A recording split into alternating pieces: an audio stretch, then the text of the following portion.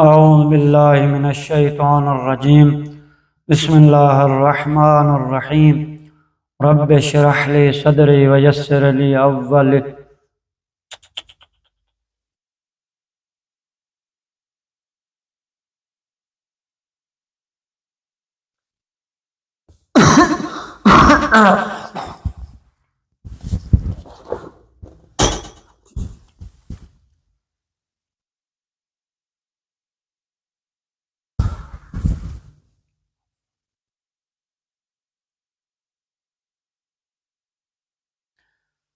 اعوذ باللہ من الشیطان الرجیم بسم اللہ الرحمن الرحیم رب اشرح لی صدری ویسر لی امری واحلل عقدۃ من لسانی یفقہوا قولی اللہم صلی علی محمد وآل محمد وعجل فرج آل محمد۔ میرے سامعین محترم، آج ہم ایک مکالمہ، ایک مناظرہ شیخ صدوق رحمۃ اللہ علیہ کا بیان کرنے والے ہیں کہ وہ مکالمہ اور وہ مناظرہ امیر المومنین کی امامت کے بارے میں ہے کہ شیخ صدوق رحمۃ اللہ علیہ نے امامت علی کو ثابت کیا ہے۔ آئیں ہم اس کو پڑھتے ہیں اور بیان کرتے ہیں کہ کس طرح امامت کو اس نے ثابت کیا۔ تو یہ واقعہ، یہ مناظرہ شیخ سلطان رکن الدولہ کے دربار میں شیخ صدوق کا یہ مناظرہ ہے۔ وہاں پہ شیخ نے یہ مناظرہ کیا تھا کہ اس کو بیان کرنے والے شیخ جعفر رازی نے شیخ صدوق کے حسین مقالات پر مشتمل ایک مکمل کتاب تالیف کی ہے، ایک رسالہ تالیف کیا ہے، جس میں انہوں نے قاضی نور اللہ ششتری رحمت اللہ کی کتاب مجالس المومنین سے درج ذیل مقالات نقل کیا ہے کہ جب شیخ صدوق کے علم و فضل کی شہرت دور دور تک پھیل گئی تو سلطان رکن الدولہ نے ان کے ساتھ ملاقات کرنے کی خواہش کی اشتیاق ہوا تو شیخ صدوق نے ان کی ملاقات کی خواہش کا اظہار پورا کیا۔ چنانچہ شیخ نے بادشاہ کی خواہش پر ان سے ملاقات کی۔ بادشاہ نے شایان شان طریقے پر انہیں خوش آمدید کہا اور اپنے ساتھ انہیں کرسی پر بٹھایا۔ جب بادشاہ کی مجلس وزراء علماء سے بھر گئی تو بادشاہ نے شیخ صدوق کو مخاطب کرتے ہوئے کہا، جناب شیخ، کیا امامت علی کے علیہ السلام کے عقیدے کے لیے یہ ضروری ہے کہ انسان دوسرے خلفاء کا انکار کرے؟ اور کیا دوسرے خلفاء کا انکار کیے بغیر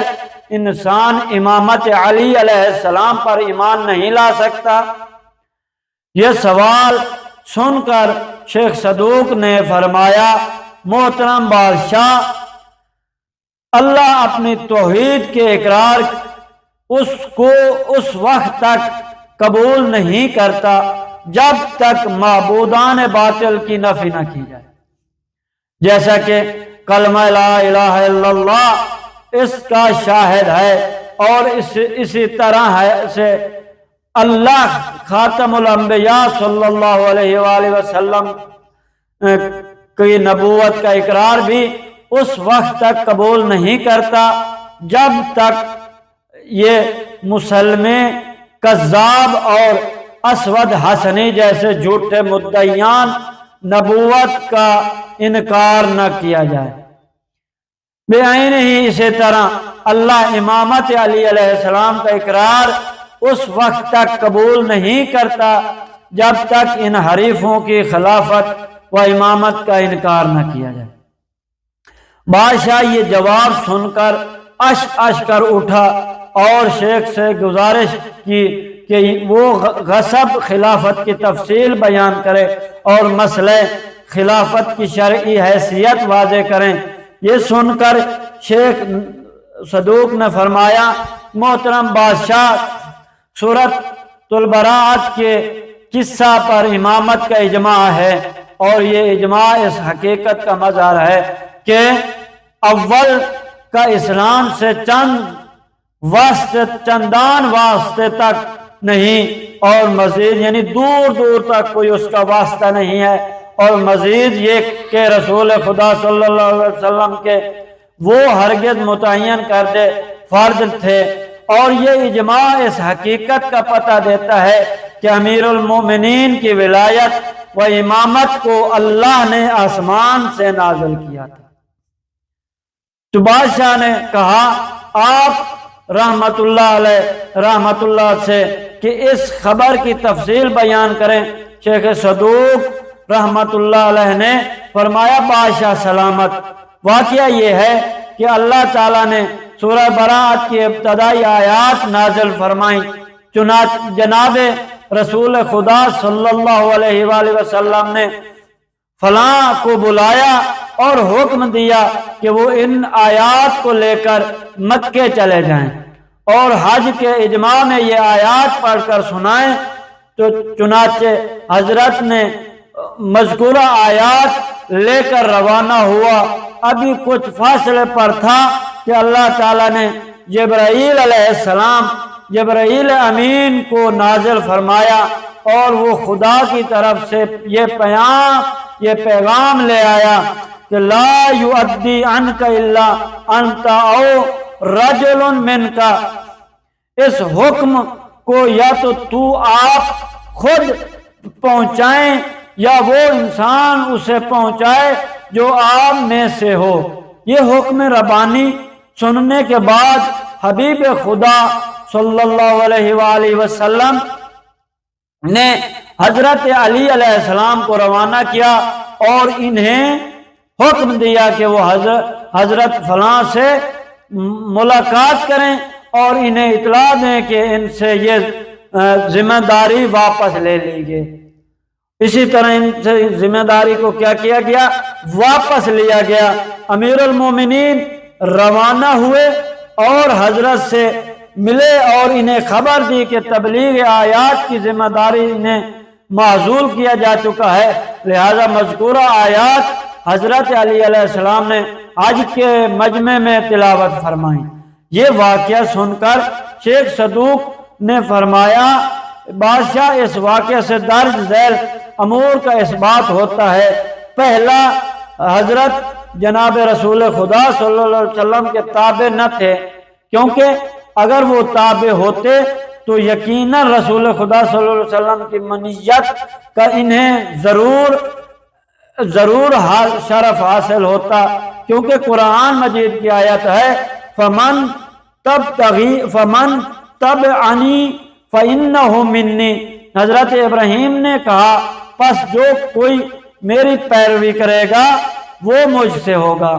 اور دوسرا جو تابع دار نہ ہو وہ محب نہیں بن سکتا، کیونکہ قرآن فرماتا ہے قل ان کنتم تحبون اللہ فاتبعونی یحببکم اللہ، آپ کہہ دیجئے کہ اگر اللہ تم سے محبت کرے تو میری پیروی کر۔ اس آیت سے معلوم ہوتا ہے جو تابع فرمان نہیں ہے وہ محب بھی نہیں ہے۔ اور تیسری دلیل یہ ہے، اور یہ بات بڑی واضح ہے کہ جو شخص محب نہ ہو وہ بغض رکھنے والا ہوتا ہے، اور حب النبی کا مقصد حضرت صلی اللہ علیہ وسلم پر ایمان، اور بغض نبی کا مقصد حضرت صلی اللہ علیہ وسلم کا انکار ہوا کرتا ہے۔ کہ علاوہ ازیں جہاں اس واقعے سے حضرت کی مذمت ثابت ہوتی ہے، وہاں حضرت علی علیہ السلام بدرجہ اتم مدح و ثنا، یعنی یہاں پہ مد ثابت ہوتی ہے، کیونکہ اس واقعے سے معلوم ہوتا ہے کہ حضرت علی علیہ السلام رسول خدا کی منیت کے مقام پر فائز تھے، اور اس مقام کے حصول کے لیے اتباع شرط اول ہے، اور اتباع کرنے والا خدا کا محبوب ہوتا ہے۔ اس کے علاوہ اللہ تعالیٰ نے سورہ ہود میں ارشاد فرمایا افمن کان علی بینۃ من ربہ یتلوہ شاہدا منہ، تو کیا وہ جو اپنے رب کی طرف سے واضح دلیل پر ہو اور اس کے پیچھے کوئی گواہ چلا آ رہا ہو۔ احادیث میں بھی صاحب بینہ سے نبی اکرم صلی اللہ علیہ وسلم اور شاہد سے حضرت علی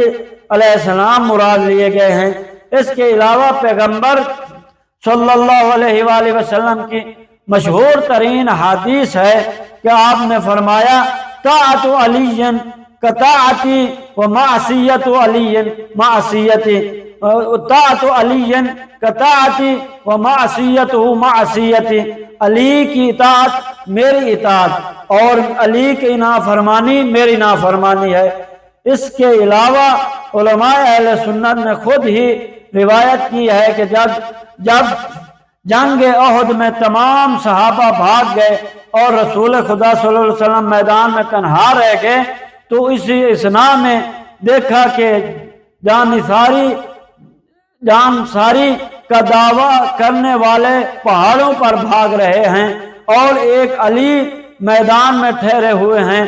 اور نبوت و رسالت کا دفاع کر رہے ہیں۔ تو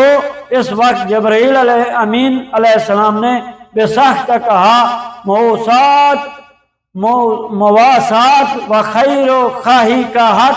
وہی ہے جو علی ادا کر رہے ہیں۔ رسول خدا صلی اللہ علیہ وسلم نے فرمایا بھلا اس میں تعجب کیسا کہ انہو منی و انا منہ، وہ مجھ سے ہے اور میں اس سے ہوں۔ اس وقت جبرائیل امین نے کہا وَأَنَا مِنْكُمَا، اور میں تم دونوں میں سے ہوں۔ یہ چند واقعات سنانے کے بعد شیخ صدوق رحمت اللہ نے رکن الدولہ کو مخاطب کرتے ہوئے ارشاد فرمایا محترم بادشاہ، جو شخص چند آیات کی تبلیغ کا اہل نہ ہو اور جسے خدا اور رسول تبلیغ سے معزول کر چکے ہوں تو ایسے شخص پورے کلام خدا کی تبلیغ کا اہل کیسے ہو سکتا ہے؟ اور جیسے خدا اور رسول تبلیغ آیات کے لیے نامزد کریں اس سے حکومت و امارت چھیننے کہاں کا انصاف ہے؟ بادشاہ نے شیخ صدوق کے یہ واضح دلائل سن کر کہا میں گواہی دیتا ہوں کہ آپ کے دلائل وزنی ہیں۔ تو انشاءاللہ یہ ہم نے بیان کر دیا ہے اور انشاءاللہ کل اس کا جواب کچھ اس محفل میں جو لوگ بیٹھے تھے ان میں سے کچھ لوگوں نے سوال کیے تو شیخ نے ان کے جوابات دیے، تو وہ انشاءاللہ کل دوسری قسط میں بیان کریں گے۔ والسلام ورحمۃ اللہ وبرکاتہ۔